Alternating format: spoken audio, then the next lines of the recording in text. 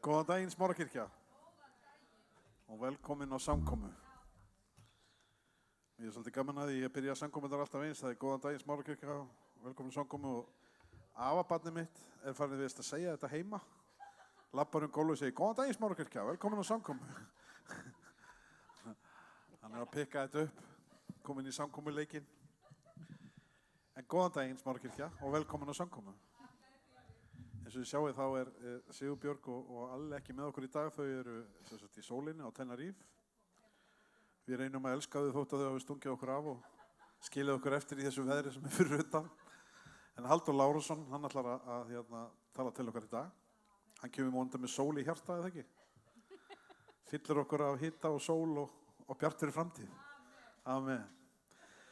Ég var sjálfur að hlusta í ræktin í morgun á mjög áhugaverða predikun frá honum Mark Röthland sem kom hérna til okkar og þar var hann að tala Guð meira eða God of more eða Guð hins meira og talaði gríðarlega til mín hvernig við gleymum því stundum að hann einmitt þessi kærleiksríki Guð sem að hefur áhuga á því að gefa okkur meira en við pökkum okkur inn í einhvern kassa þar sem við höldum að við bara megum ekki biðja drottinn eitthvað meira, meiri blessun, fleiri tækifæri.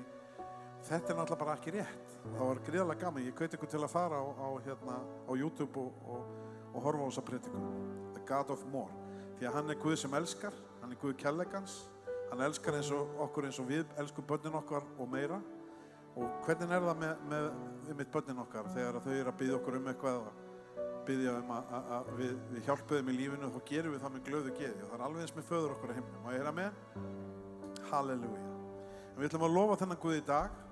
Langar að biðja ykkur að rísa á fætur og langar líka að bjóða þá sem að fylgjast með á netinu velkomin. Má ekki gleyma ykkur. Búið að vera gaman. Undanfarið ára þá búið að aukast jafnt og þétt fylgni okkar í gegnum þessa beinu útsendingu sem að fara í gegnum Facebook og við erum að fá mikil viðbrögð við því sem skemmtilegt. Fólk að koma, senda okkur e-mail og annað og við erum glöð og þakklátt fyrir það og gaman að heyra frá ykkur og heyra álit ykkar og annað slíkt. Þannig að bara endilega haldið áfram að láta e-mailin og kommentin koma í gegnum Facebook. Eigum að biðja saman og leggja þessa stund í Drottins hendur. Heilagur Drottinn Jesús, ég þakka þér fyrir að við fáum að koma saman. Við fáum að lyfta upp þínu heilaga nafni, Drottinn. Við vitum að þú ert Guð sem vill gefa okkur meira, Drottinn. Og við viljum, Drottinn, biðja þig meiri blessun hér í dag, Drottinn. Drottinn, við biðjum þig meiri blessun yfir Halldór þegar hann talar, yfir hug okkar og hjarta þegar við tökum á móti því, Drottinn. Við biðjum, Drottinn, þig meiri blessun í lofgjörð, Drottinn. Meiri blessun inn í líf okkar þegar við göngum inn í vikuna sem að byrja, Drottinn. Og inn í árið sem að var að hefjast, Drottinn. Við biðjum þig bara, Drottinn, viltu blessa okkur og auka við okkur land í Jesú nafni, Drottinn. Og allir líðurinn sagði, Amen. Halleluja. Við ætlum að byrja, við ætlum að vera bara, var eitthvað smá við ætlum að vera svolítið á gömlu nótunum í dag. Já, sko. Sumir eru með svona blendin svip, aðrir eru æðislegt. En það trikkið svolítið við það þegar maður með kirkju að salurinn og náttúrulega þeir sem að fylgjast með eru náttúrulega bara á öllum aldri. Og stundum er fólk rosalega ánægt með lagavalið og það sem við verðum að tala og stundum er fólk ekki svo svakalega ánægt með það. Þið verður bara að setja ykkur við það. Það ekki hægt að gleðja alla alltaf. En það hins vegar hægt að gleðja Guð með því að lofa hann alltaf. Amen? Amen. Það rauninni skiptir engu máli hvaða lag það eða hvað við erum að gera. Við getum alltaf að lofa Guð. Amen? Þannig að við skulum lofa hann saman og fluttan getur fjöllin. Halleluja.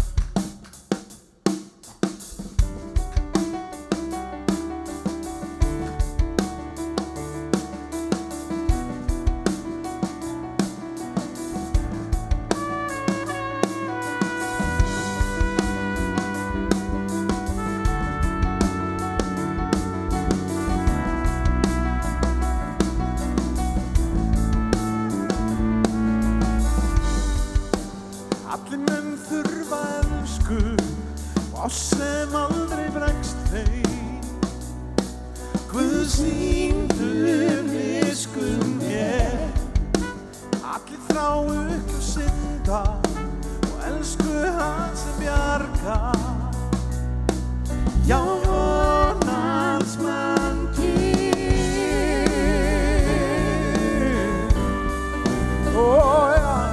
Já, Jesús, flutt hann getur fjöllin, hann frelsað getur hvern mann, hann frelsað getur hvern mann. Já, eilíf, höfundur mín sjálfráðs, því hann veit sigraði gröf, Jesús sigraði gröf.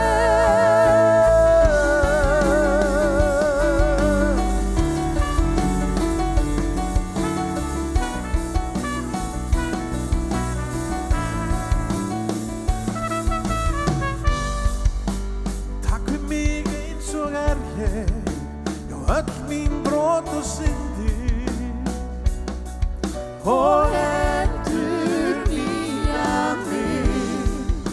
Þið fel mitt líf og fylgir, frelsari allt ég þér. Ég gefst þér reiður.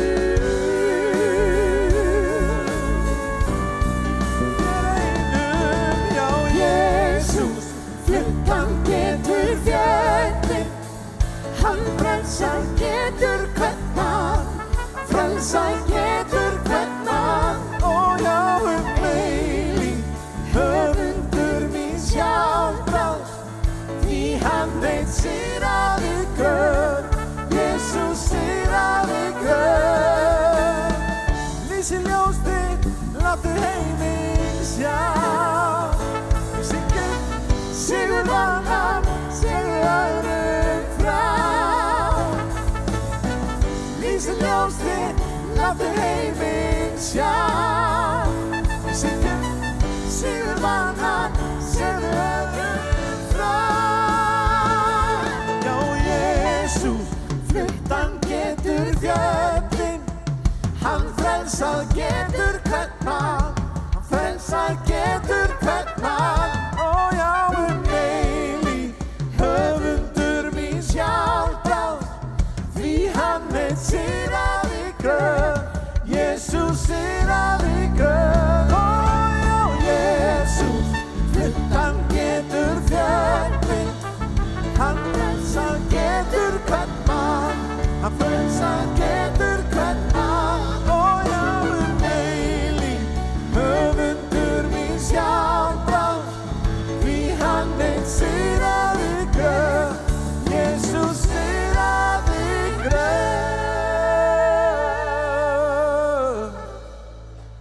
Ó já, Jesús, flutt hann getur fjöllin, hann frelsað getur hvern mann, hann frelsað getur hvern mann. Ó já, eilíf, höfundur mín sjálfráðs, því hann veit sigraði gröf, Jesús sigraði gröf.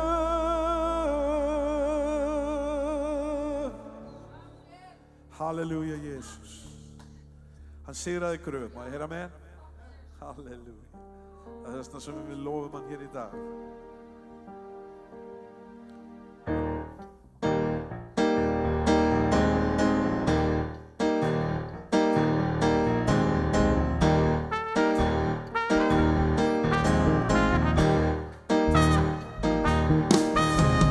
Soon and very soon we are going to see the King. Oh, soon and very soon we are going to see the King. Soon and very soon we are going to see the King. Hallelujah, hallelujah, we are going to see the King. Soon and very soon we are going to see the King. Oh, soon and very soon we are going to see the King. Oh, it's gonna be soon and very soon we are going to see the King. Hallelujah, hallelujah, we are going to see the King. No more crying there,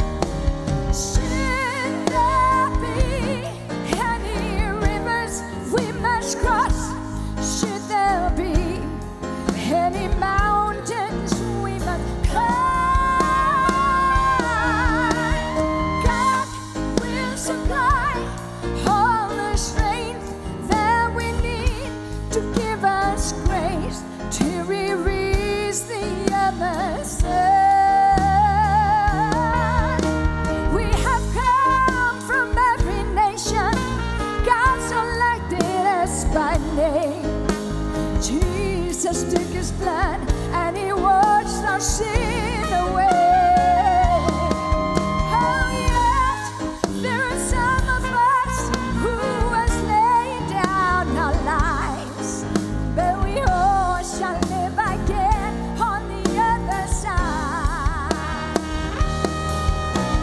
Soon and very soon, we are going to see the King. Oh, soon and very soon, we are going to see the King. Oh, it's gonna be soon and very soon, we are going to see the King.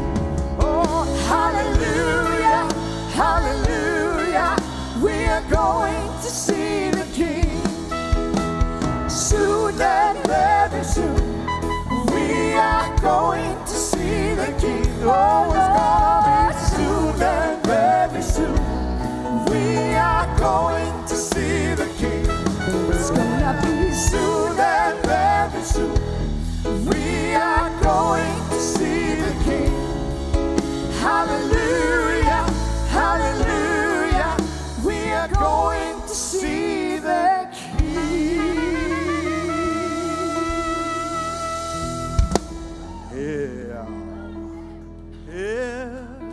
Begið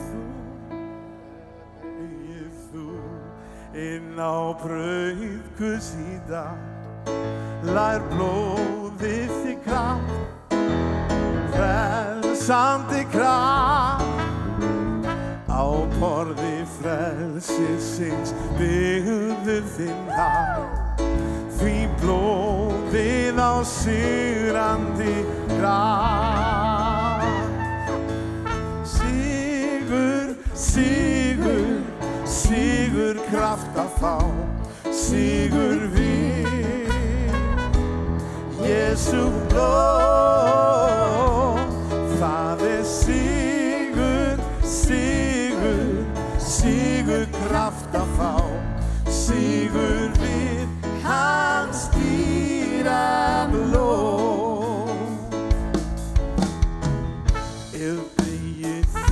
Synd og blindar þinn hvað, lær blóðið þig kraft, frelsandi kraft, þá berði lengur beiskjunni haft, því blóðið á sigrandi kraft. Það sigur, sigur, sigur kraft að fá, sigur við Jesú blóð. Það sigur, sigur, sigur kraft að fá, sigur við hans dýra blóð.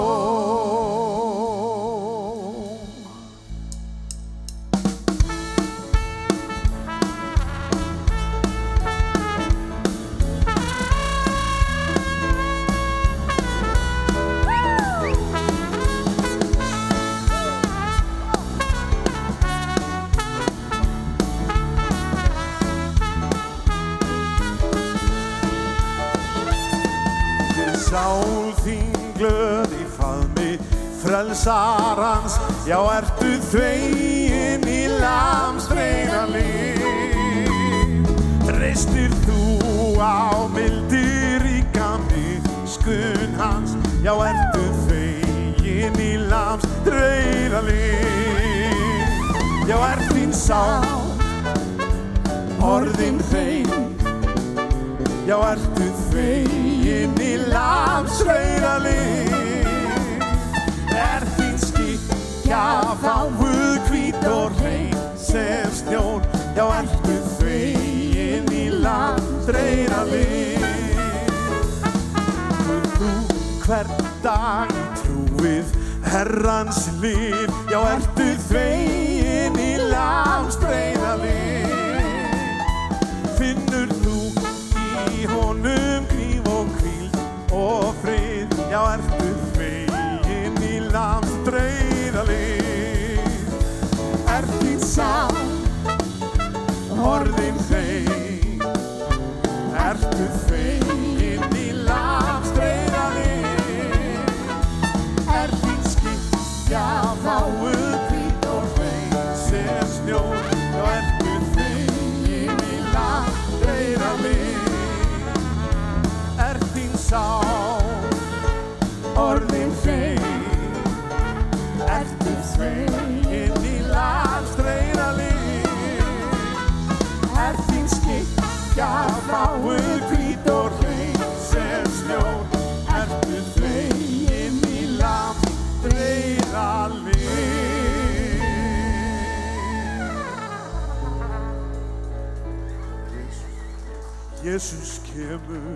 Jesús kemur, sjáið ljóst í lausnarans. Allar heimsins þjóðir skulu krjúpa fyrir fótum hans. Hann með guðdómlegum krafti, hann sveiflar sverði sannleikans. Og já, með sigri þá fer hann fram.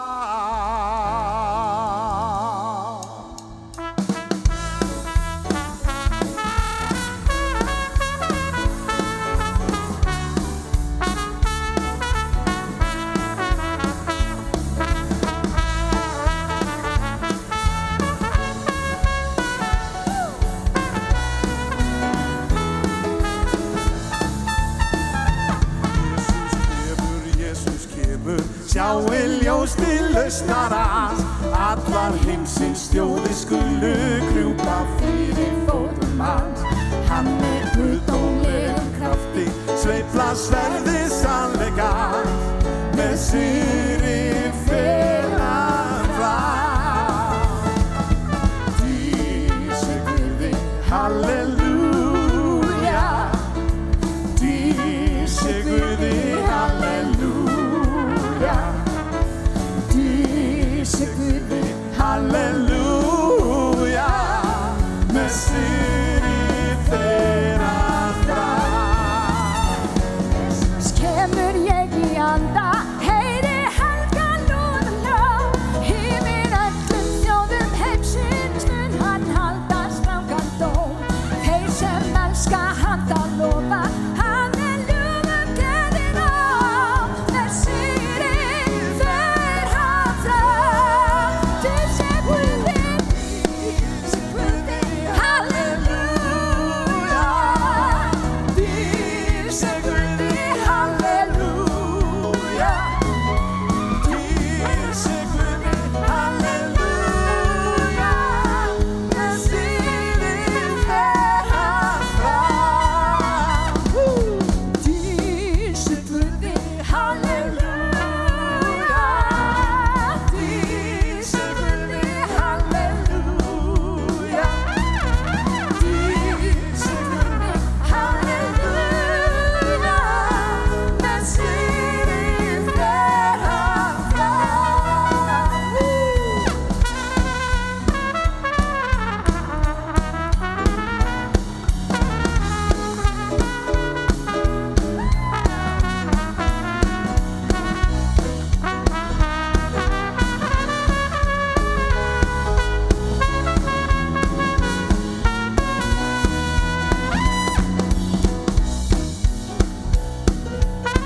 Má ég sjá ykkur aðeins klappa?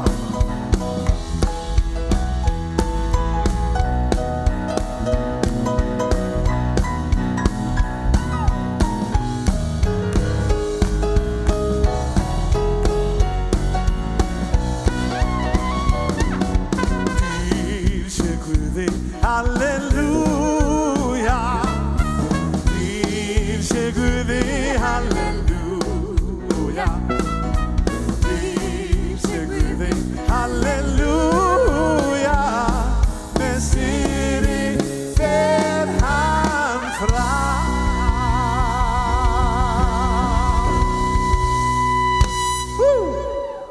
Halleluja. Takk Jesús. Ég veit að það eru rosalega margir svakalega ánægðir og sumir með spurningamerki. En þetta minnir mig eina sem okkur vantaði var banjo og eitthvað og þá vorum við bara komin til Nashville í hérna. En það gaman að lofa Guð á mismunandi hátt. Amen. Og mér persónulega, þú veist, ég meina þegar ég kom í kirkju fyrir 20 árum að þá voru þessi lög gömul, jafnvel þá. En mér finnst bara svo mikilvægt að við höldum í þessi arfleifð af þessum gömlu lögum. Og þess vegna finnst mér rosa gaman þótt að ég sé rosalega mikið fyrir contemporary og nýja tónlist að af og til að þá þurfum við að draga upp þessa gömlu sálma og þessi gömlu gull sem við eigum og ekki gleyma því hvaðan við komum og hvernig þetta var gert fyrir mörgum árum síðan. Má ég með? Halleluja.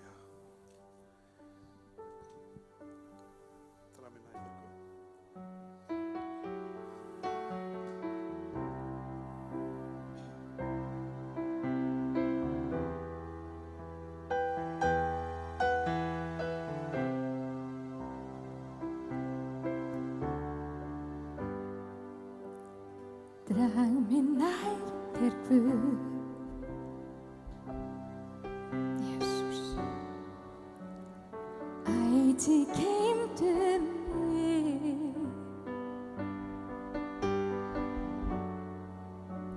Ég gef þér allt sem kært mér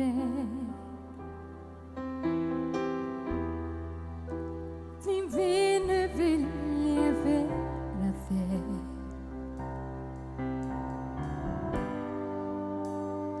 Intimate þú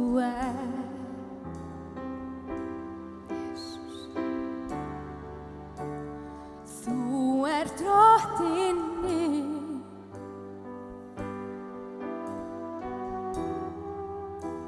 Þú einn Jesus upprisen og dýr þína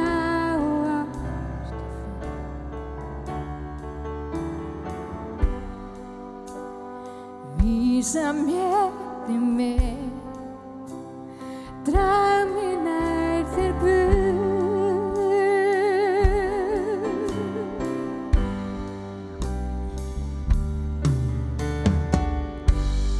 Þú mér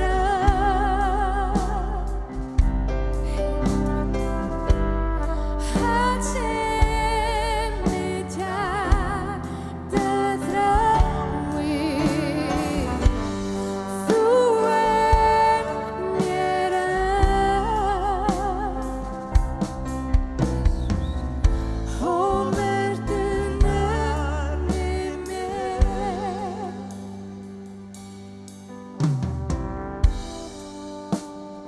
drag mig nær þér Guð.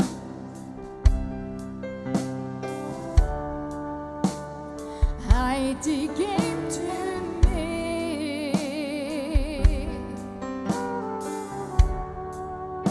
Ég gef þér allt sem kært mér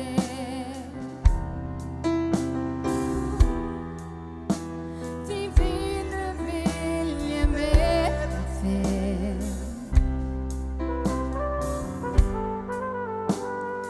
Intimate þú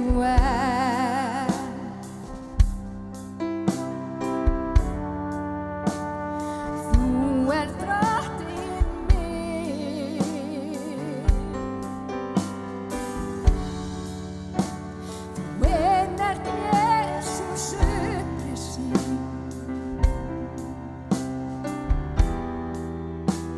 og dýr þína og ást ég finn.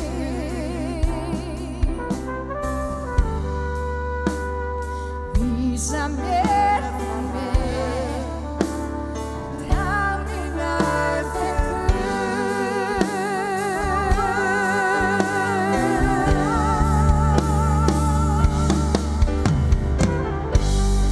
Þú mér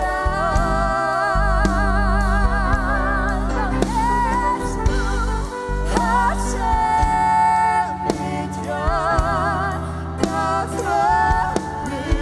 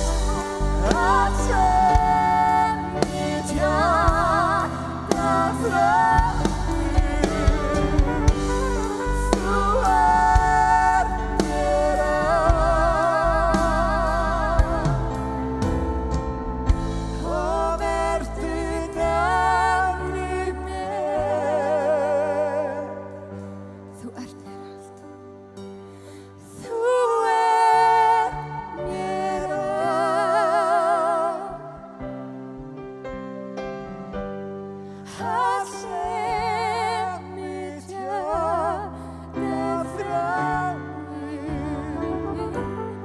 þú ert mér allt. Og vertu nærri mér, og vertu nærri mér,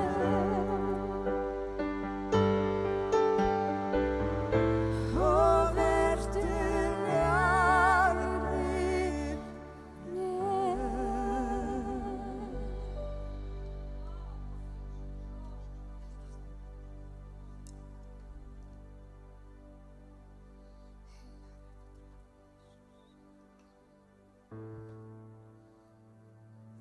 Falling in love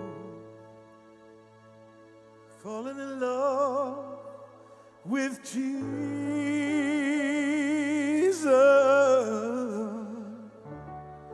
falling in love with Jesus,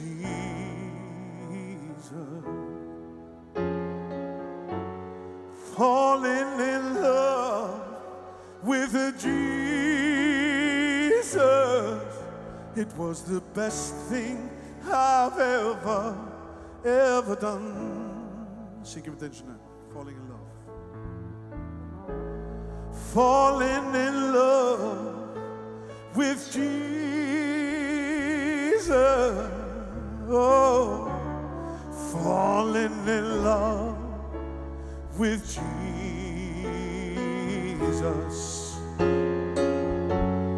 Falling in love with Jesus. It was the best thing I've ever done. In His arms I feel protected. In His arms never disconnected. In His arms I feel protected. There's no place I'd rather be. Halleluja. Ég langar að segja ykkur, ég heyrði þetta lag í fyrsta skipti, ég hef sagt ykkur þetta áður, ég var að keyra út í Bandaríkjunum og erum í ferð og ég heyrði þetta lag í útvarpinu, ég heyrði bara tónan í þessu lagi og ég hækkaði og ég endaði með að þurfa að keyra út í Cannes því að ég fór bara að segja þessu og ég bara, tárin runnu bara endalaust, því að þessi texti talar svo mikið til mig því að það besta sem ég hef gert í lífinu, og trúið mér, ég hef gert marga heimskulega hluti í lífinu, en það besta sem ég hef gert í lífinu, það var að verða ástfanginn af Jesú. Og ég meina hvert orð af því sem ég segi, því að ég get lofa ykkur því ég stæði ekki hér í dag ef að það hefði ekki verið beðið fyrir mér, ef ég hef ekki verið umvafinn bæn og ef ég hef ekki fengið að finna þessa elsku sem að Jesú ber til mín. Má ég heyra með? Þá stæði ég fullir ég stæði ekki hér í dag og væri mjög líklega ekki lifandi. Því að elska hans, hún það sem kallaður í Tórekar, þegar við elskum hann elskaði okkur fyrst. Og elska hans, hún kallar á elsku okkar og það að fá að læra að elska hann og fá að leysast úr læðingi á þennan hátt, fá að láta alla harðneskjuna og allt sem að einhvern veginn á ekki að vera til stað, að leyfa honum að koma inn í það og vinna í því og leyfa elsku hans að vinna í líf okkar, það er ekkert dýrmætara. Má ég heyra með? Það er bara ekkert dýrmætara. Ég vildi gæti komið þessu betur frá mér með en bara, þú veist, ég er svo mikið forréttindi með þetta að fá að syngja, fá að segja honum í söng, ég meina það. Það besta sem ég hef nokkuð tíma gert, það er að læra að elska þig, Jesú. Halleluja.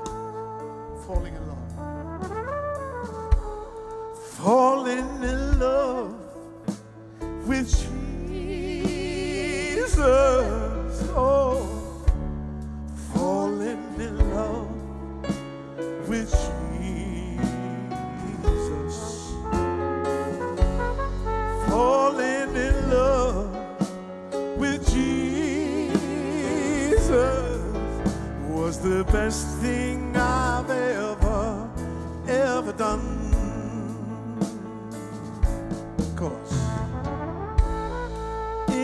his arms I feel protected, and in his arms never disconnected.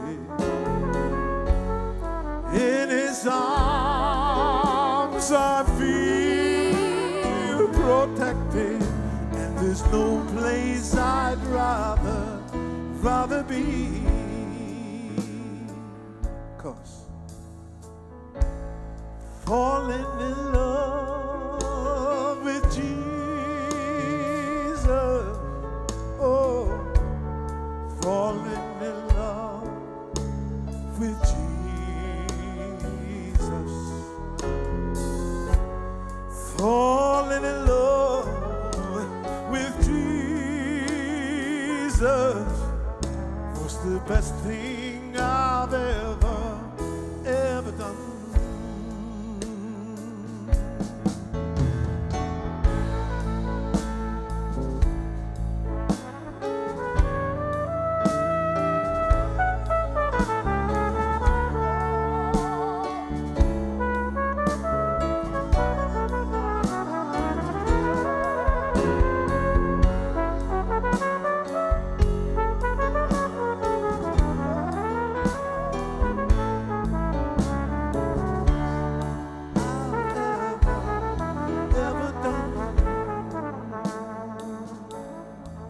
It was the best thing I've ever done. It was the best thing I've ever done. Heilagur Drottinn Jesús, takk þér fyrir að þú komst inn í líf okkar, Drottinn. Takk fyrir að þú leyfðir mér að kynnast þér. Takk fyrir að þú leyfðir okkur að kynnast þér, Drottinn. Takk fyrir elskuna sem þú berð til okkar, Drottinn. Ég bið að viltu í Jesú nafni leyfa elskuðin að flæða hér yfir, Drottinn. Og ekki bara hér yfir, heldur yfir þá sem að hlusta í gegnum netið, yfir landið okkar, Drottinn. Halleluja. Ég bið blessuðina, Drottinn. Og ég bið þess að, Drottinn, að við megum ná að, Drottinn, að gera það sem við eigum að gera, Drottinn, í Jesú nafni. Viltu leið okkur inn á þá staði sem við eigum að fara á. Viltu leið okkur að tala við þá sem við eigum að tala við, biðja fyrir þeim sem við eigum að biðja fyrir, Drottinn. Opna þær dyr sem þú vilt á opnum og loka þeim dyrum sem að þú vilt fyrir líf okkar, Drottinn. Elsku Drottinn, ég bið blessun yfir hennar söfnuð, ég bið blessun, Drottinn, yfir þá sem að hlusta, Drottinn, og ég bið blessun yfir landið okkar, Drottinn, í Jesú nafni. Halleluja, Jesús. Takk, Drottinn, halleluja. Við ætlum að taka hérna samskot. Halleluja.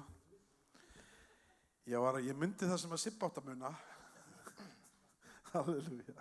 En það samskot. Við erum alltaf verið að kalla þetta fórn. Það víst orðið gamaldags. Fólk fær alltaf upp í hugan að við séum að slátra dýrum eða eitthvað. Bíður eftir að við leiðum fram geit og skerum hann eða eitthvað þegar við tölum fórn. Þannig að við erum að tala samskot. Halleluja. Sami hluturinn í rauninni, bara annað orðalag. Því að það náttúrulega fórn að gefa. En það líka blessun í að gefa. Má ég heyra með? Við viljum samt taka fram að endilega þið hafi ekki sér Guggu hérna með okkur í fáeinar vikur. Hún slasaðist svona illa og þurfti að fara í aðgerð á Ekla. Endilega hafið hann í bænum ykkar. Af því að við söknum hennar mikið og ég veit að þið gerir það líka. Og við líka senda kveðju til hérna Rabba og Kamilu og Sibba og alla sem eru að horfa.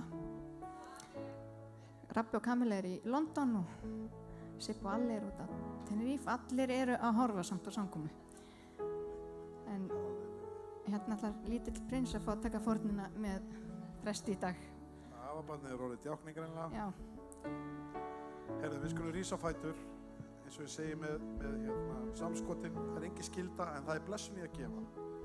Og það gott að styrkja við. Það kostar eitthvað að reka þetta og það gott að styrkja við það en engin skylda. Heilagur Drottinn Jesús, ég legg þetta samskot í þínar hendur, Drottinn. Ég bið að blessa, Drottinn, og alla sem eru viðstadda í Jesú nafni. Amen.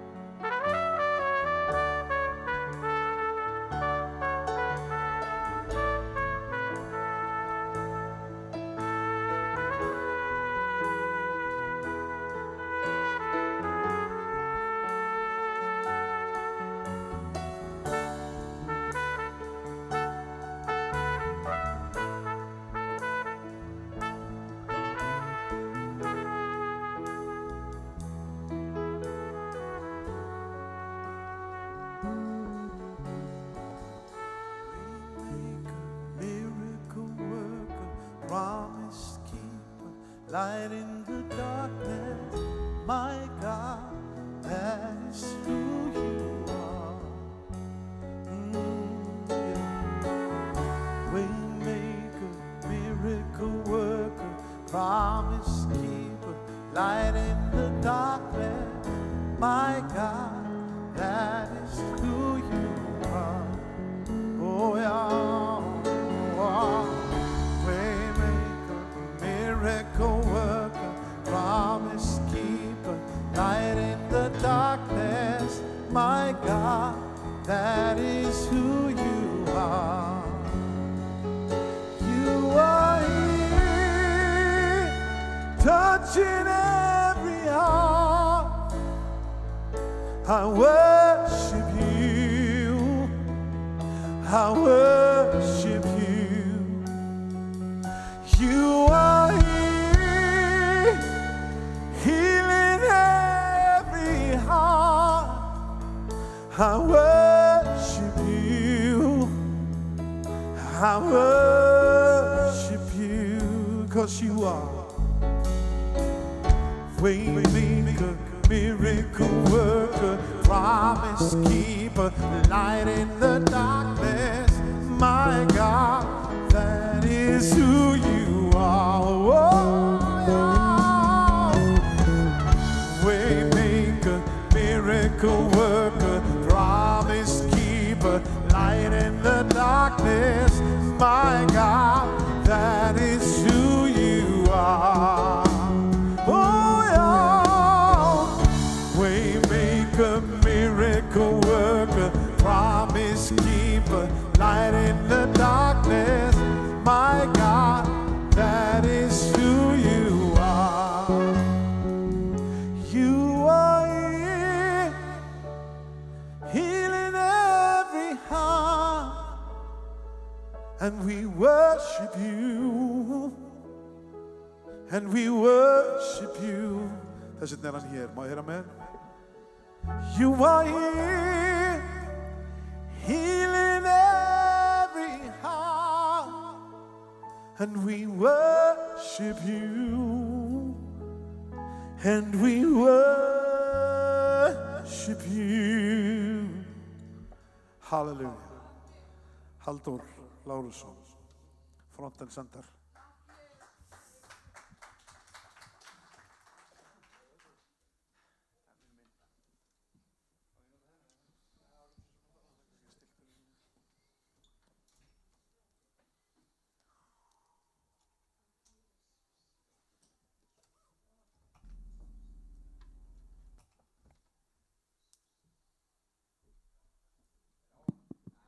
Auðvitað, sko. Góðan daginn. Þetta er dásalegt. Og eitthvað að tala blásaran hjá okkur, hérna.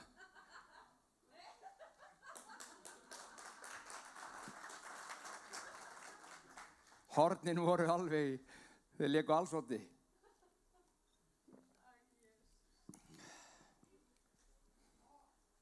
Hæ. Hvernig ertu?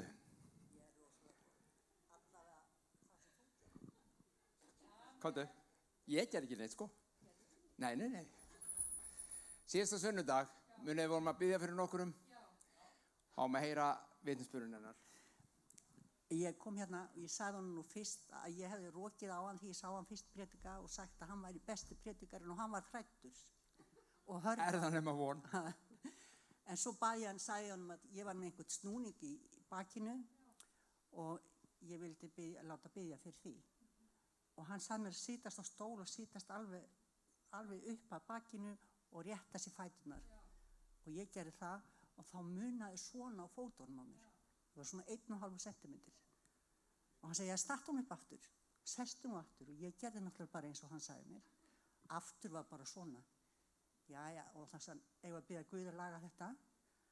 Og meðan hann heldur svona undir fæturnar á mér, það bara verða fæturnir jafnlangir. Og hann Eyjólfur, hann horfða og hann Herdís. Sko, Var þetta svona krakkar? Já. Og ég held að hann hefði togað í löppin á mér. En hann togaði ekki og hér stend ég og þetta er ennþá í lagi. En þá þarf ég að díla við allt sem er fyrir ofan þetta, sem að hefur allt skekkst á leiðinni og ég að því núna. Og ég þakka fyrir. Já, þökkum Guði fyrir það. Guð er góður.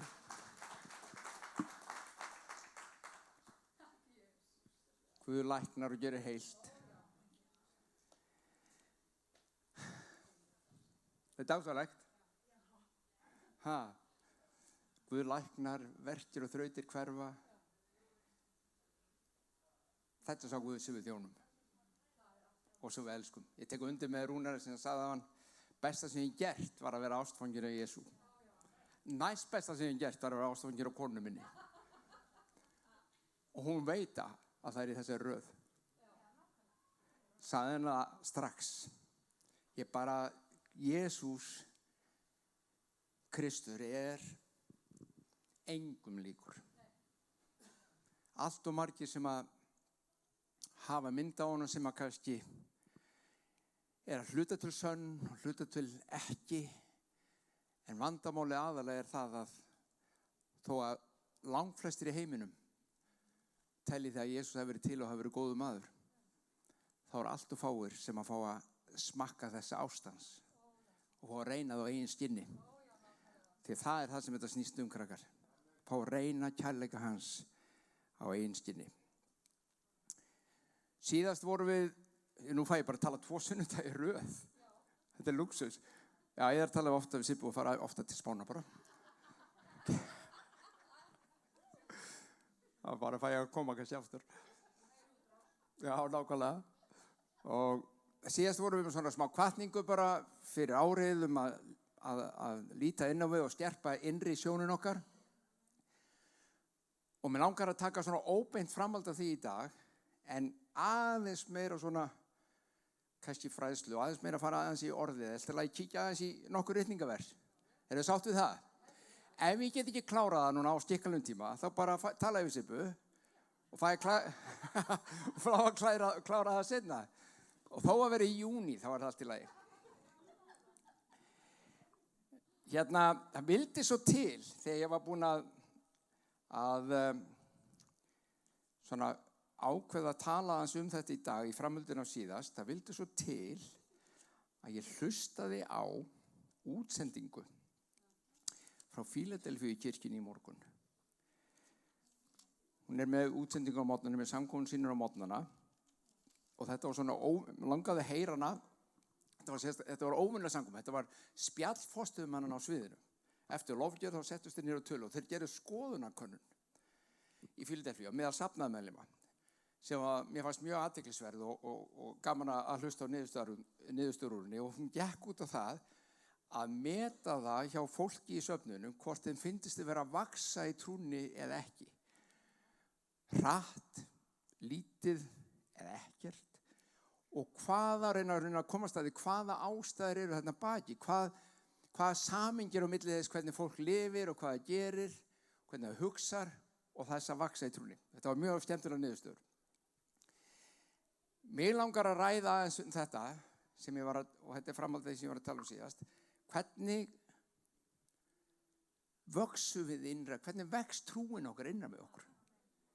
Hvernig vex lífið innra með okkur? Lífið í trúnni á Guð. Sumir kvarta rosalega mikið yfir hvað er vaksa í líkamannum. Þeir þenjast út bara. Og það er farið í líkamsrækt og það er farið, það er breytt mataræði og það er eitt stórum peningi með að laga kroppin á sér. Ekki satt?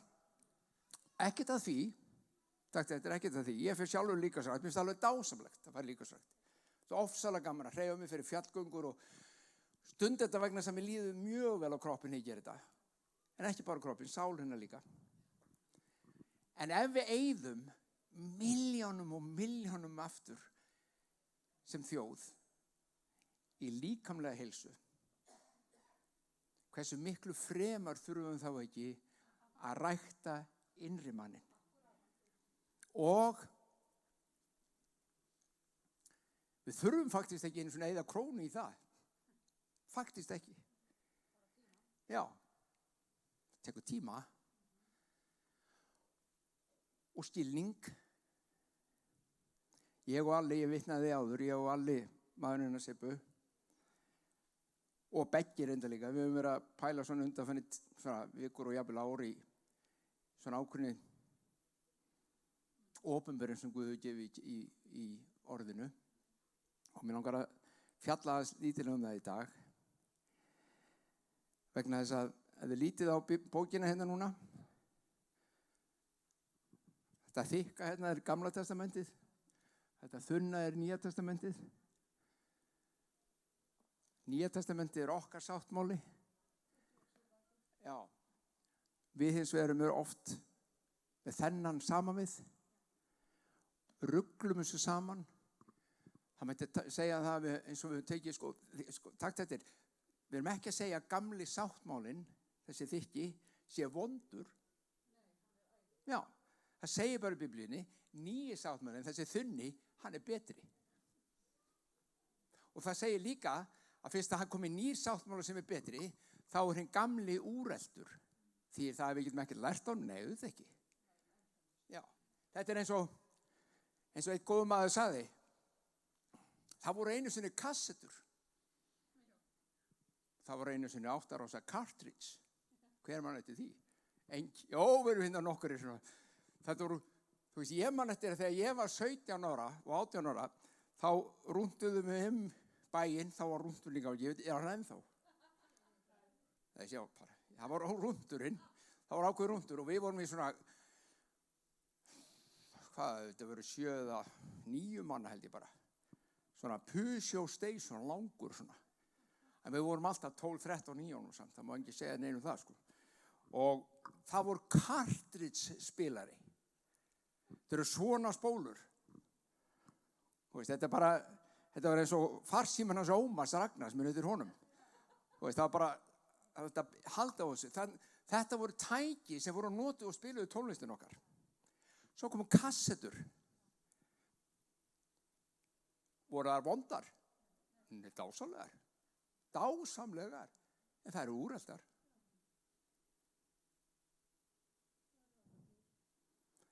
Sáttmálinn var góður. Við fengum nýjan og hann er betri. Við þurfum að fókusera á það að skoða hvað kennir nýji sáttmálinn okkur. Og ég ætla aðeins að grípa niður í sýningur í Biblíunni hvað það er vont að rugla þeim saman. Sum ykkar, ég get þó að lofa því að ég hef gerið skoðanakönnun hérna hjá okkur og bara spyrðið okkur spurninga. Ég fengi, þið myndi ekki alltaf greina á milli hvað var í gamlu og hvað var í nýji. Er þið með? Þetta getur hjálpað ykkur. En ég ætla að byrja henni í Korintubréfinu. Hlustu nú á. Allir til í smá stund. Við höfum fína tíma. Páll Póstil er að tala og hann segir svona. Ég gat ekki bræður talað við yður eins og við andlega menn. Heldur eins og við holdlega. Eins og við ómálga í Kristi. Mjólk gaf ég yður að drekka, ekki fasta fæðu, því enn þoldu þeir það ekki og þeir þjólið það jafnvel ekki enn. Því ennþá eru þeir holdlegi menn. Síðan talar hann áfram setnum það í sama kafla að hann hafi lagt grunn og grunnur sé Kristus og það sé eini grunnur sem hægt er að leggja í lífið, það sé Kristus sjálfur. Þetta er svolítið skemmtileg setning hérna. Ég get ekkert verið að tala, þeir eru bara holdlegir. Og þegar við hugsaum, holdleg, hvað? Þá sjáum við fyrir ykkur að labbakúta sem að lifi ykkur rugli og tómri synd og vitleysu og bara, þú veist, er ekki að marka þess að þeir eru bara holdlegir. Allir þessi menn sem að Páll er ávarpað voru kristnir. Það voru trúaði menn. Trúaði konur. Og hann segir, ég get bara ekki tala við ykkur eins og andlega menn. Þeir eru bara svo ómálga börn. Þeir eru bara svo lítil börn í trúnni. Enginn vill vera lítill barn í trúnni nema bara það sem passar að vera lítill barn í trúnni. Þú veist, ég hef stundum sagt það, þegar lítill barn, þegar eignist lítill barn og það er yndislegt í vöggunni, það er yndislegt þegar það komið heim af fæðingardeildinni, það er dásamlegt. Og það ekkert eins krútlegt og kjúti eins og lítið barn. 5 ára, þá viljum við samt að barnið sé eins og 5 ára. 25 ára, þá viljum við alls ekki hafa eins og 3 mánaða. Bara alls ekki. Þá eitthvað að. Sjáu hvað að fara. Í trúnni, segir Biblían okkur, við getum vaxið. Við þurfum ekki alltaf að vera eins og lítil börn í trúnni okkar. Þetta ekki sagt til áfellisdóms, þetta sagt til að hvetja okkur. Af hverju? Vegna þess að munurinn á því það sem hann verið að tala um. Ég vil tala við ykkur svo andlegt fólk. Og nú ætlum ég að segja ykkur að þetta vitið þið kannski. Ég lærði trúarbragðafræði í Háskóla Íslands meðal annars. Og það rætt trúarbrögð og trúarstefnur og hreyfingar út allan heim að sjálfsögðu. Og eitt af því sem að gerast til þess bara núna, nýverið, síðastliðin ár kannski bara aðeins, að fólk að fá hingað af trúarbrögðum. Sérstaklega vestræni heimur. Það bara að fá hingað. Það þolir ekki trúarbrögð. En það vill vera andlegt. Það vill lifa andlegu lífi, djúpu lífi, innra lífi, en ekki í ytri trúarbrögðum. Ef þú tekur viðtal og gerir skoðanakönnun í Japan, hvaða trúarbrögðum fylgir þú? Ég lofa þau skilja ekki einu sinni spurninguna. Hvað meinar þau? Hvað meinar með trúarbrögð? Þau hafa ekki hugtak yfir trúarbrögð. Já, en ekki búddismi þar og Shinto, japansk trúarbrögð? Jú, það allt í stað. En fyrir þeim það ekki trúarbrögð.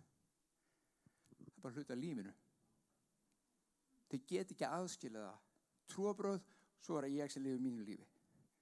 Þetta bara hluti af lífinu. Og það sem við erum að leita eftir, að andlega lífið með Kristi sé bara hluti af okkur. Við lifum þetta á hverjum degi. Við þurfum ekki að fara í kirkju. Nú ég andlegur að því ég fór í kirkju. Nú ég andlegur að því ég las í Biblíunni. Nú ég andlegur að því ég gerði þetta og ég gerði hitt. Nú ég andlegur að því ég gerði ekki þetta. Sjáu hvað að fara. Andlegt líf í Kristi bara eitthvað sem á að þroskast og þarf að þroskast og það leið til að þroska það. Og Páll segir, ég gat bara ekki tala við ykkur eins og andlegt fólk. Ég bara þurfti að gefa ykkur mjólk. Mér datt þessi predikun í hug aftur vegna þess að ég hlusta á auglýsingum daginn þessa gömlu. Mjólk góð. Verið því? Mjólk góð. Og mjólk bara alveg ágætt fyrir flesta. En mjólk í andlega lífinu ekki góð endalaust. Það kemur að því að þú þarft að býta í eitthvað aðeins meira. Það býti steikina þína. Ok, þeir sem ekki borið steik eru vegan eða eitthvað annað. Hvaða nú sem að ykkur finnst best? Annað mjólk. En þið drekkið náttúrulega ekki mjólk heldur, sko. Ekki það, ég meina, þetta vandlifað í þessum heimi. Ég smakkaði vegamat og hann bara alveg ágættur fyrir þau okkar sem eru á því. Veit ekki hvort ég myndi treysta mig til þess að lifa alveg eftir í, en þú veist, hvað það? Það getur alveg getið það. Við gerum alla þessa hluti fyrir okkar líkamlegu fæðu. Páll að segja, það til andleg fæða, til að rækta innri manninn. Innri maðurinn þinn getur þrifist af mjólk og hann getur þrifist á kjarnbetra eða meiri fæði heldur mjólk. Einhverju sem þú þarft að melta meira. Og til þess að skilja þetta, til að skilja betur, þá ætlum ég að segja ykkur frá stuttri sögu. Nú ætlum ég að segja ykkur eina reglu, sem ágætisregla. Þegar þú ert að lesa Biblíuna þína, þetta gullkort sem kemur núna algjörlega ókeypis. Það fær bara frítt með. Þegar þú les Biblíuna þína, þá skaltu ekki túlka hana eftir því sem þú hefur lært einhvern tímann í gegnum söguna, ef þú hefur ekki þegar og ert ekki þegar viss það að þetta sé það sem Biblíun að segja. Og hvernig veistu hvað Biblíun að segja? Þú lætur Biblíuna túlka Biblíuna. ef að Biblían ef að þú lest eitthvað í Biblíun og segir, já, vá, þetta er dásalegt, svo lestu allt annað í Biblíun og það er bara alls ekki það sem þú túlkaðir í þessu, þá þarf þú að skoða og byrju, er ég að túlka þetta eitthvað vitlist hérna? Og láta hann að túlka. Og oftast nær, þegar minnst er á eitthvað í Biblíunni, þá er mjög gott, það er næstum það alltaf hægt að vísa til þess þegar það var nefnt fyrst í Biblíunni, hvaða merkingu það hafði þá, mun það fylgja í gegnum alla ritninguna. Biblían er mjög merkileg bók. Hún er faktisk stórmerkileg bók. Margir halda hún sé bara, ekki svo merkileg, tilbrunungur og hafi ekkert mikið að gefa. Hún sé bara einhverja vonda kalla og reiðan Guð. Láttu Biblíuna túlka. Og ég ætla núna að sýna ykkur hvar fyrst var talað þann sem var á mjólk og hvernig hann hætti henni og hvað gerðist þegar hann hætti á mjólkinni sinni. Er það ekki fín? Er það ekki fín leksía bara fyrir þetta? Ég get ekki talað við ykkur sem andlega menn vegna þess að þið drekki bara mjólk. Okay? Hvernig hættum við á mjólk? Og hvað gerist þegar við hættum á mjólk? Er þið með? Við höfum fína tími viðbót, nokkra mínútur viðbót. Þá förum við í Galatabréfið, 4. kafla. Þetta er svo skemmtilegt. Kannski finnst mér þetta bara skemmtilegt. Þá er það bara svo leis. Trúið þið að þið séu réttlátt fólk? Trúið þið að þið séu heilög? Þið þurfa ekki að svara upp átt. Trúið sér heilagur?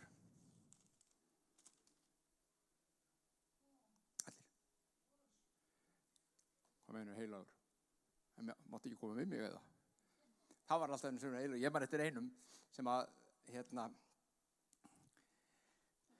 gott það var ekki Hjalti Gunnlaugsson, vinur minn hérna, þegar hann frelsaðist, gaf líf sitt Guði á samkomu eða einhvern tímann á Grensáskirkju, bara í fyrra. Og svo frétti ykkur af þessu. Og þá var það fyrst að segja, ég var að fara upp í Breiðholti, inn í Vesturborg, hitta hann Hjalta, hann var svo heilagur, ég ætla að vita hvað ég get komið með hann. Og þeir vissu ekkert hvernig átt að taka á þessu. Þeir vissi ekki hvað þetta var. En þetta var alveg nýtt. Og þau fóru allir vinnindan heim til hans. Vita hvernig lítur út þegar þú er heilagur? Það er bara, þetta er stórkostið alveg. Bara, og hann náttúrulega Nei, það var heilagleiki er ekki það sem við mennulega teljum vera heilagleiki. Fyrir okkur er heilagleiki oft svona Helgi Slepja. Og hver vil Helgi Slepju? Við viljum hreinleika, jú. Því að ég veit ekki neina persónu sem vil ekki vera hreinn. Enginn sem ég þekki vil ekki vera hreinn.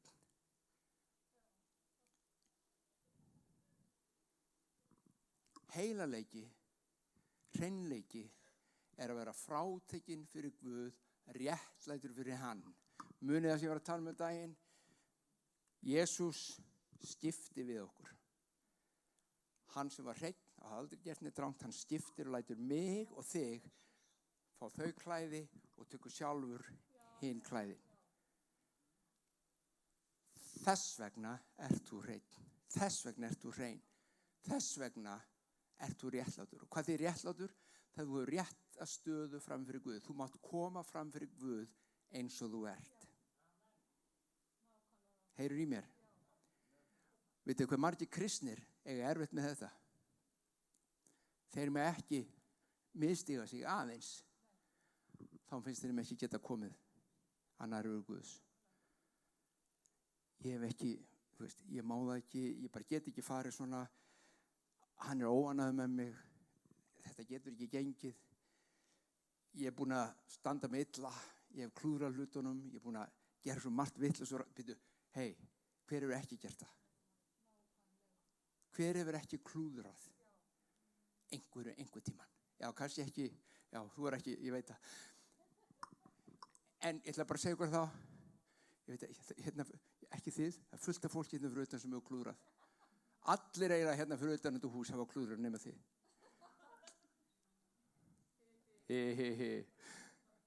Skiljið hvað er að fara? Og samt, þrátt fyrir það, vegna þess að við komum ekki inn í nærveru Guðs á okkar forsendum. Við komum ekki vegna þess að við erum svo frábær. Við komum ekki vegna þess að við erum búin að standa okkur svo vel. Við komum að því að hann er góður. Mun eftir Denna dæmalausa. Hver mann eftir Denna dæmalausa? Dennis the Menace. Ok, við sem erum komin yfir fertugt. Denni dæmalausi var prakkari. Það var svona dönsk, amerísk svona teiknimyndasaga eða síðan bjúkuðu til bíómyndur þetta og ég veit ekki hvað og hvað. Og Denni var svona ektar brúsk, svona gæti aldrei hefur greitt hárið og hann var svona prakkari. En hann var ekki prakkari vegna þess að hann vildi eitthvað íst. Hann var bara prakkari.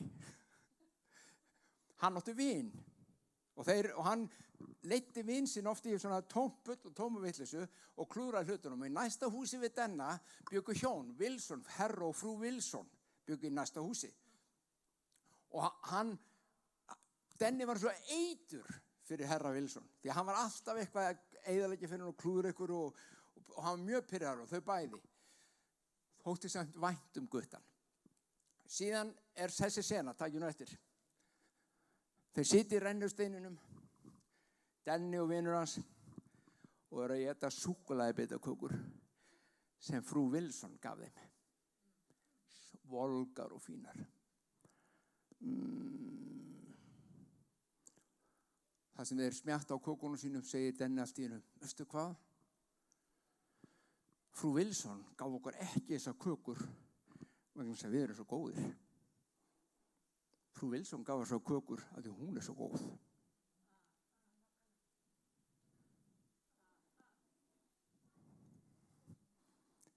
Þetta er kristindómurinn í hnotskurn.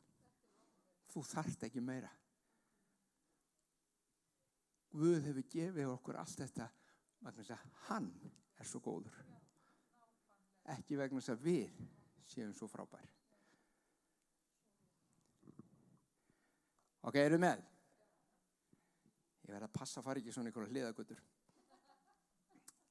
Lesum í Galatabréfinu. Og þið viti að ég er múin að segja þetta oft hérna í okkar samkomum.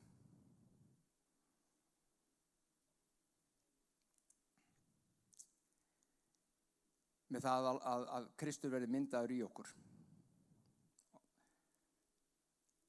Börn mín sem ég að nýju el með harmkvælum þangað til Kristur er myndaður í ykkur.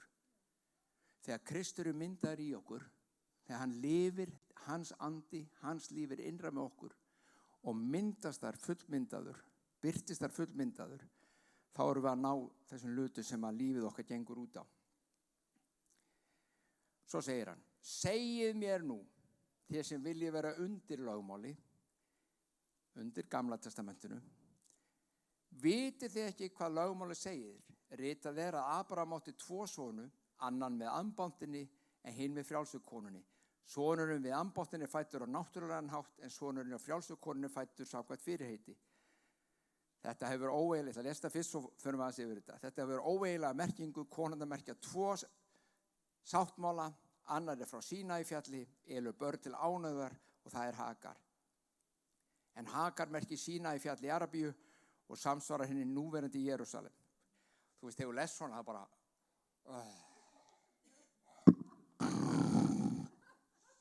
Í alvöru. Er þið ekki allt með þetta sem ég var að lesa? Þetta er ástæðan fyrir að svo margir nenni ekki í Biblíuna. Svo ástæðan fyrir að margir nenni ekki í Biblíuna, sjáðu. Og þeir lesa eitthvað svona og segja, þetta er svo tyrfið maður, þetta er alveg. Ok, hvað er það að segja mér, Páll? Hvað er það að segja mér? 2 konur, já, lögmálið, Abraham átti 2, þetta er óeiginlega merkingu, konurnar merkja 2 sáttmála, ok. Anna frá Sínafjalli og elur börn í ánauðar, það er Hagar.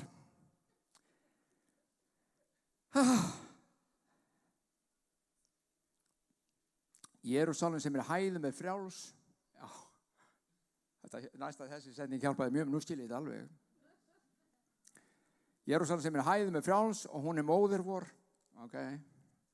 Því að ritað ver glöð óbyrja sem ekkert barn hefur átt. Það er þetta bara að lagast. Svo segir, en þér bræður eru fyrirheitsbörn eins og Ísak, en eins og sá sem fæddur er á náttúrulegan hátt, ofsótti forðum þann sem fæddur er á undursamlegan hátt, svo er þá og nú. En hvað segir ritningin? Láta ritninguna túlka ritninguna. Hvað segir ritningin? Hvað segir Biblían? Hún segir, rek burtu ambáttina og son hennar, því að ekki skal ambáttarsonurinn taka arf með sinni frjálsu konunnar. Þess vegna, bræður, erum við ekki ambáttarbörn, heldur börn frjálsu konunnar. Og nú ætlum ég að taka bara örstuð og útskýra þetta og svo erum við búin. Þegar hann segir hér, ritningin segir, þá er hann að vísa til 1. Mósebókar, 21. kafla, vers 8-10. Það sem fjallar Abraham, Söru, Hagar, Ísraels son sem Abraham átti með Söru og Ismael sem hann átti með Hagar. Þetta er það sem hann er vitni í. Það er ágætt að vita það þegar þú les svona. Það er að segja, ok, það er eitthvað annað meiri í þessu, ég get aðeins að stúdera þetta betur. Þetta virðist vera algjör torf og bara ég get alveg sagt ykkur fyrir mitt liti. Ég las þetta í mörg ár í gegnum árin og ég bara skautaði hans yfir þetta. Þetta er eitthvað rosa flott og djúpt og ég þetta er bara svo djúpt fyrir mig, ég næs ekki, Og vissi ekkert hvað var að tala En ég tel að ég sé að byrja að sjá inn í þessi vers, hvað var að tala Ég er ekki komið fulla skilning á því, ég langar að deila með ykkur örstutt. Þið munið að Abraham, ég sagði okkur þetta smá kennsla, þetta er allt í lagi, þið tækir bara það heim sem að tala til ykkar, ok? Abraham var búinn að vera að reyna eignast barn með Söru vegna þess að það var loforðið sem Guð hafði gefið hann. Þau gátu ekki átt barn. Og ef þið lesum frásöguna, þá kannski ég segja, já, ég er nú ekki þess að því, Það var bara ekkert að gerast hjá þeim. Þetta var bara búið. Þau voru verið 100 ára, sjáðu. Hvernig ekki þau vannst þess að eiga barn? Svo Sara segir við hann, Abraham minn, góð kona, Abraham minn, þau eru öll með ambóttir og þræla og svoleiðis. Abraham minn, þú þú átt aðra konu og hún heitir Hagar. Hún er ennþá í barneign, sjáðu. Þó að ég sé komin úr barneign, þá er hún ennþá í barneign. Þannig að nú skulum bara, ef þú bara átt barn með henni, það er kannski það sem Guð var að meina alltaf, sjáðu. Hann vildi bara að þú ættir barn. Og hvað gerir hann þá? Hann segir,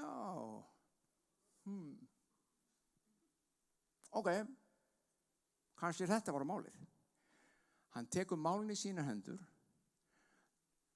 leggst með Hagar konu sinni, eignast með henni barn sem héti Ismael. Þetta er ekki fyrirheitisins barn, segir Páll hér í Galatíabréfinu. Það er að segja, þetta er ekki barnið sem Guð lofaði. Af hverju? Vegna þess að Abraham og Hagar gerðu þetta og hefðu getað eignast þetta barn á þess að vera með eitthvað sérstakt lofur frá Guði það. Þau tóku málið í sína hendur. Með Söru og Abraham var það vonlaust að eiga barn. Það varð að vera kraftaverk. Það gat bara gerst fyrir kraftaverk að þau áttu barn. Þannig að annarkvort hafði Guð sagt það og það mundi gerast, eða hann hafði ekki sagt það og þá mundi Ísmael bara duga.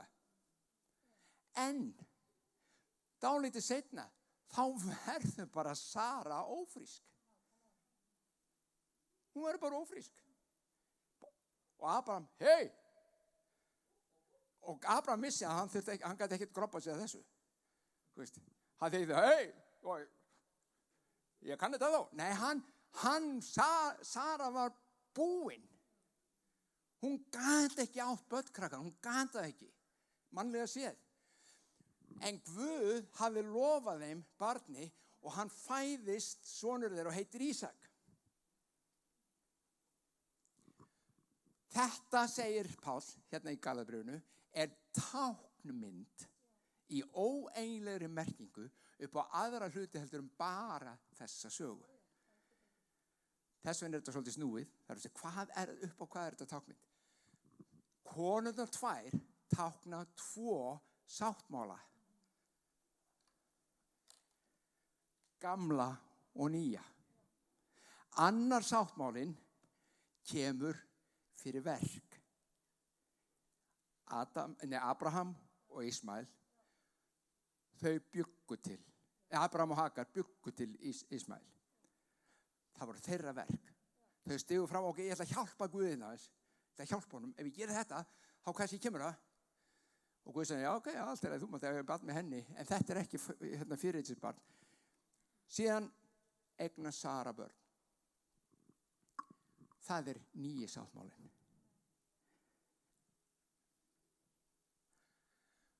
Og Pál segir, gamli Ismael sem var eldri, ásótti hinn yngri stöðulega af því eldri sonurinn, eldri sonur í fjölskyldunni þarna á þessum tíma, hann hafði forganginn, hann var sá sem tók við af pappa.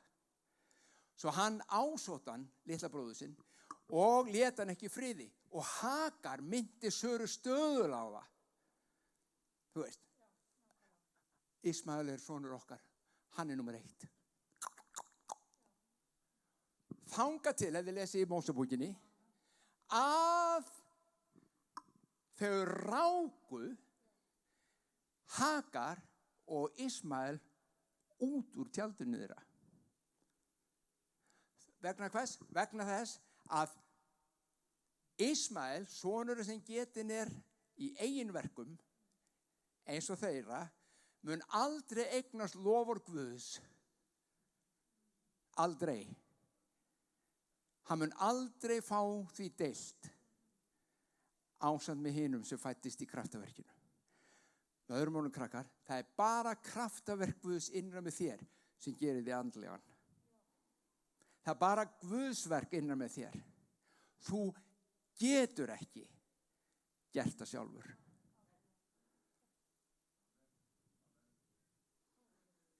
Ef við gætum það sjálf, þá værum við búin að því. Ef heimurinn gæti þetta sjálfur, þá værum við mjög andleg öll og flott. En við erum það ekki. Nú er ég ekki takt eftir að gera lítið úr því að fólk rækti andan sinn, gera eitthvað hluti, reyna að vera fallegir og góðir. Nei, fyrir alla muni reyni það.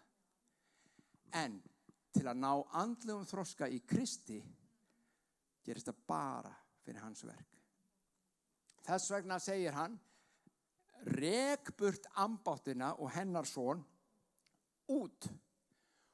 Og svo segir, og takt eftir, ég verði bara að lesa þetta. Ég verði að lesa fyrstu Mósebók, það sem þessi saga raunverulega gerist.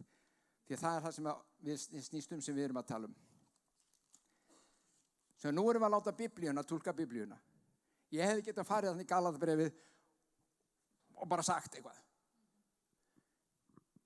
En við skulum fara, hvar er þessi frásaga? Hvað snýst þetta hérna? Hlustið á. Hérna segir. Sko, þetta var svo vond. Skulum grípa hérna niður. Í 7. vers í 21. kafla. Sara er að tala og segir, Guð hefur gjört mig að atlægi, sjáðu. Að atlægi. Það var gert grín að henni. Ok, þú er komið strák, Sara mín, en hann kom eftir Ismael. Ismael vinnur. Hver sem heyrir þetta mun hlæja að mér. Og hún mælti. Þetta er þessa ofsókn, þetta sem hún finnur. Hún var konan að sjálfu. Hún var kona Abrahams númer 1. Hitt voru ambáttir. Og hún var aðalkonan hans. Og hún þráði þennan strák. Þetta var loforð. Svo segir hann, hver skyldi hafa sagt við Abraham að Sara myndi hafa börn á brjóstu þó ég hefði alveg hún son í elli hans. Svo kemur sveinninn, Ísrael, óx, takt eftir, óx, sveinninn Ísrael óx og var vaninn af brjósti. Til hversi Biblíunni óskopunum segja okkur þetta. Þarna kemur mjólkin. Hann er unga barn og hann að borða og drekka brjóstamjólkina. Hann var tekinn af brjósti og þann dag, sjáðu, sem hann var tekinn af brjósti, hvað gerist þá?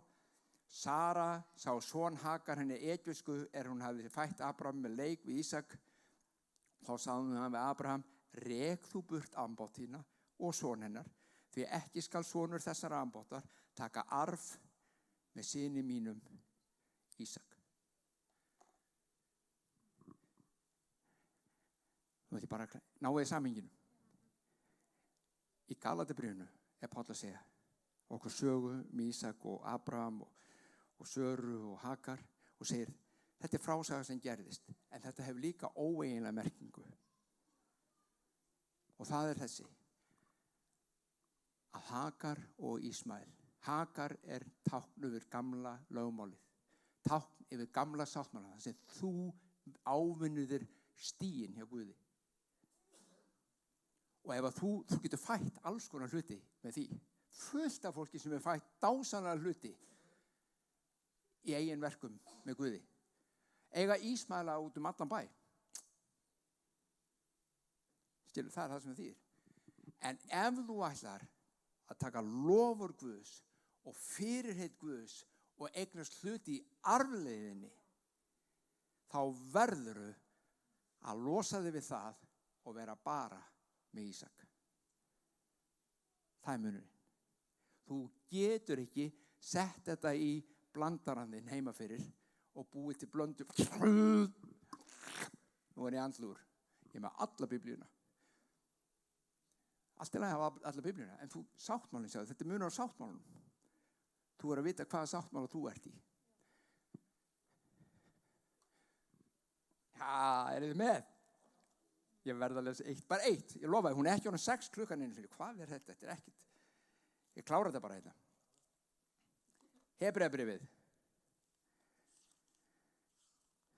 Það hérna líka. Og hlustið nú vel á. Þetta náttúrulega alveg magnað hérna. Þessi lesning.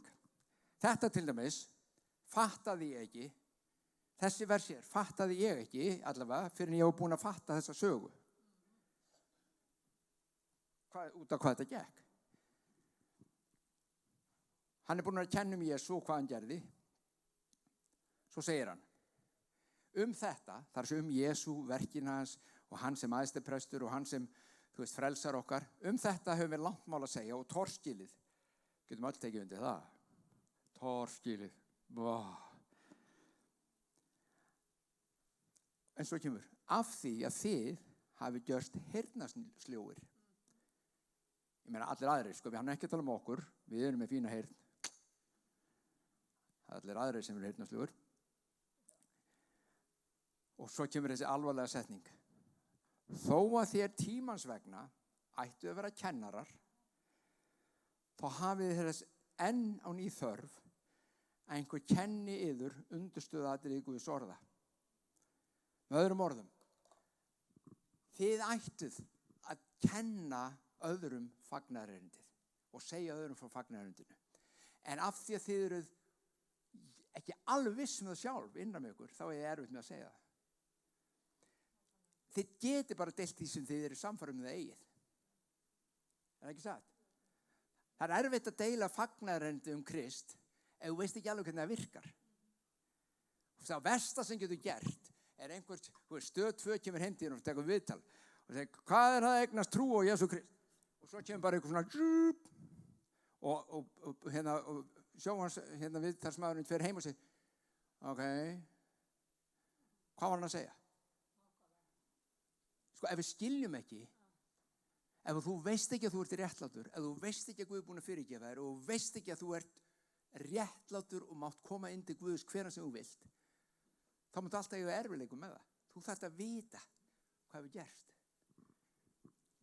Og það það sem Páll að segja. Nú þarf ég að fara að kenna ykkur þetta allt aftur. Páll að segja það hér.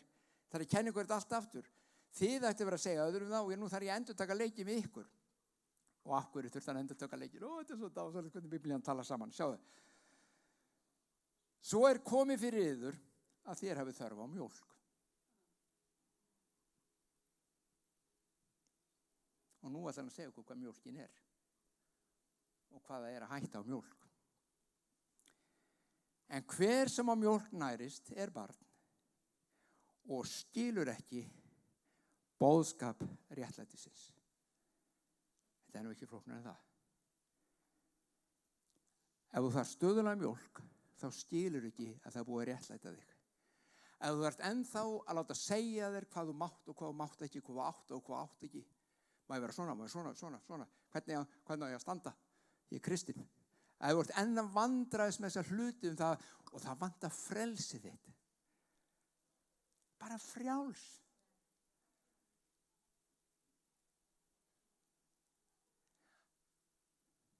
Þá er það mjólk.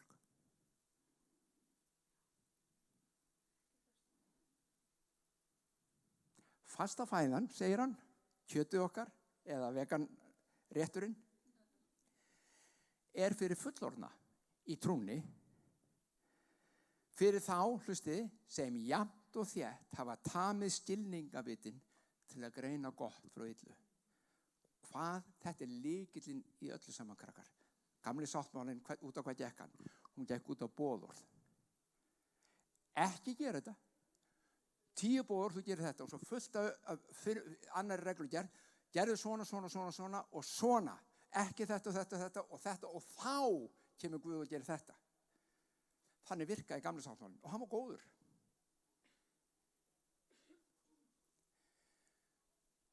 Nýi sáttmálinn virkar þannig að hann kemur, pluggar þig, tengir þig inn í kærleiksflæði lífsins, tengir þig við sjálfan sig, Guð kærleikans, kærleikurinn, Guð kærleikur, segir Biblían, tengir þig inn og líf hans, orð hans, lög hans, reglur hans, allt lögmál lífsins sest að í hjartanu þínu.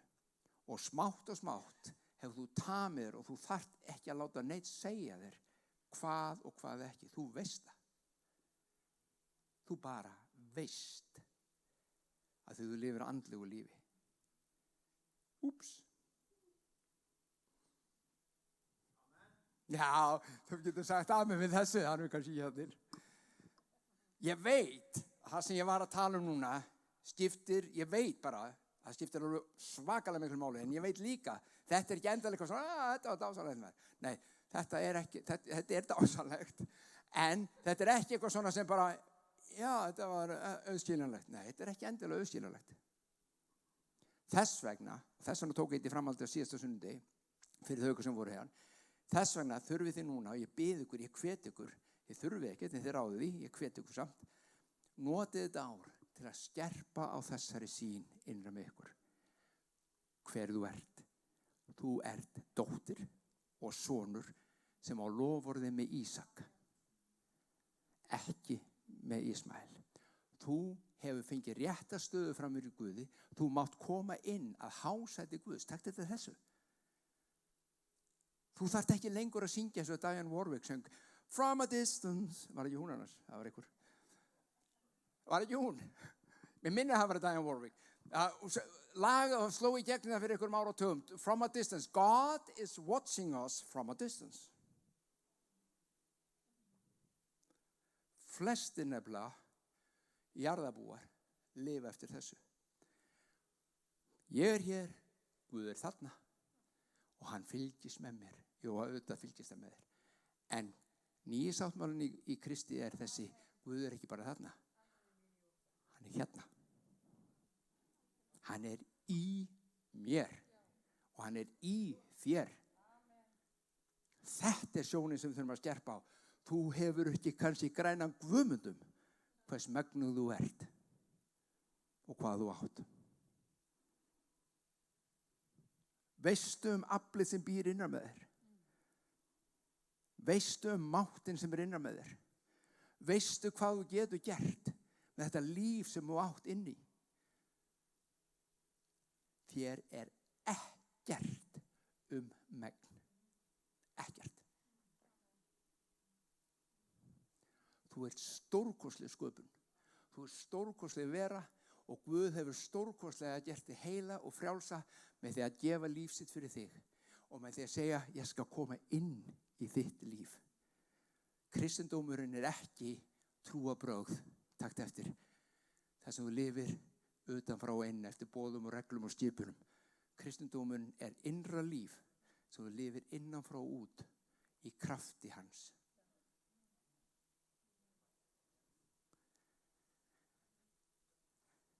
Fór 5 mínútur yfir, jæja. Halleluja, við skulum biðja.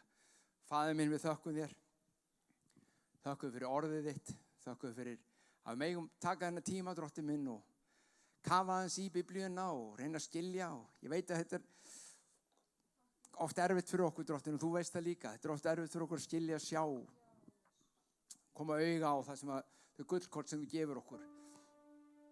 Hluta vandamálum, Drottinn, við játum það bara og viðkynna hér. Hluta vandamálum að við höfum að túlka þetta bara eitthvað allt annan hátt. Fyrirgef okkur það, Drottinn minn. Komdu með líf þitt og kraft, endurnýjaðan inn í líf okkar. Við þörfnumst þín. Við þráum þig. Ekkert dýrmætara og ekkert þess meira virði heldur vera ástfangin af þér.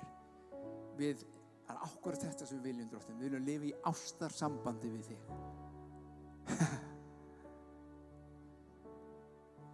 Ástarsambandi við þig. Þú ert okkur allt og þú ert svo góður. Þú ert bara góður. Skuggi ekki í þér. Hvergi. Þú ert kærleikur. Og Drottinn, núna þessu augnabliki bið ég bara að snerta við bræðrum og systrum sem sita hér. Skulum bara hafa þetta þannig núna áður en við bjóðum þeim fram sem vilja koma.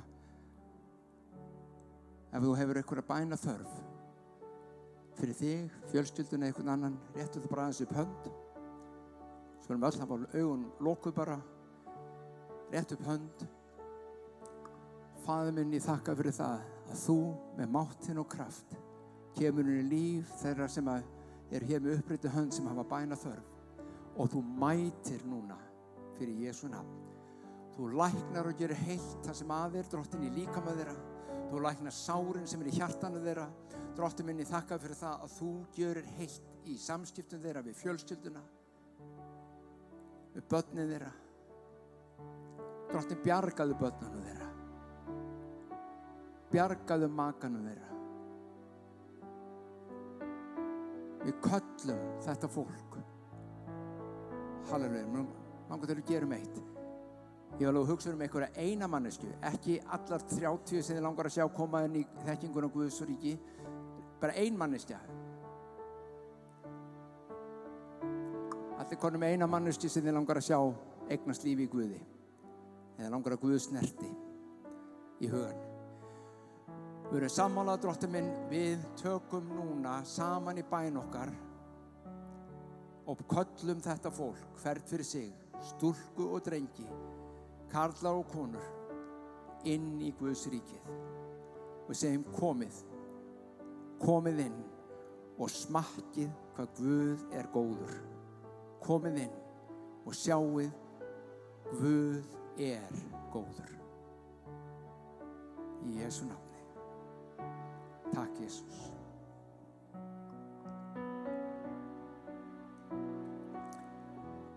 Það er svo gott að vera með ykkur, vitið það, svo gaman.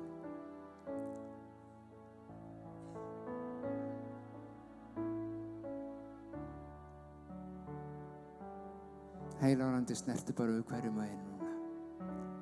Komdu við upphörnum þína, hvatningu þína, í hjarta og sál, lækningu í líkamann, og það bráir af allt þyngsli, allt myrkur. Í Jesú nafni.